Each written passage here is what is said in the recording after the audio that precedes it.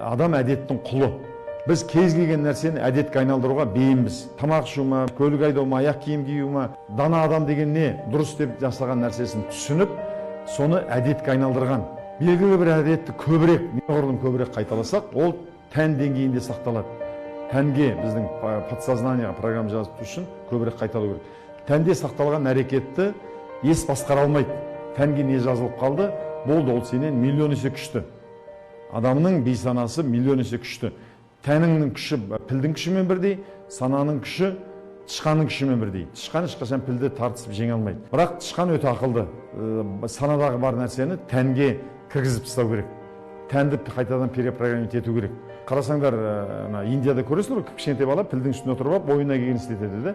Не дегенде оның миын программалап тастаған. Тура сол сияқты біз программалауымыз керек. Әйтпесе саналы ғана сабырлы болам, ақылды болам, мейірбан болам, мына жерде ұстамды болам деп, ол бос әуре. Бір-екі рет істейсің, оны істей алмай қаласың.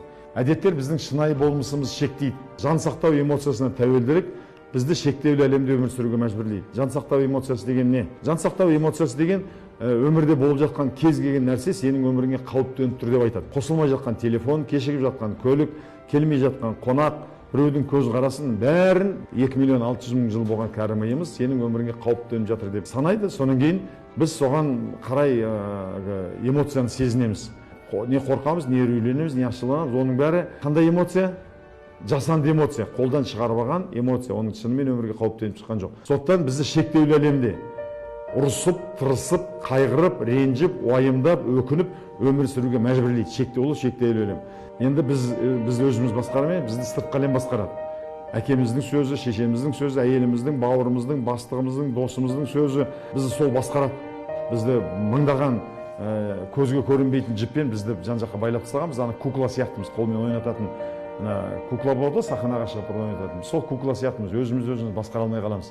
Біз тұтқынға айналдық деген сөз. Сол кезде энергия жетіспейді, және сананы үрейлі сенімдер жаулап алады. Анау болмайды, мынау болмайды, ертең былай болып қалуы мүмкін, мындай болып қалуы мүмкін деп.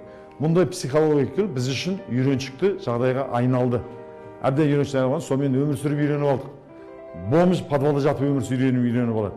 Біраздан кейін ол кайф. Крысада подвалда жатып өмір сүріп алды, оған кайф. Ол үйреншікті болады. Көптеген адам оны табиғи жағдай деп қабылдайды. Осылай болуға тиіс, осылай нормально. Шүкір, қанағат деген оны бір-біріне айтады. Шүкір, қанағат, осы жетеді. Қара нан, қара шай бар, тыныштық болса болды деп.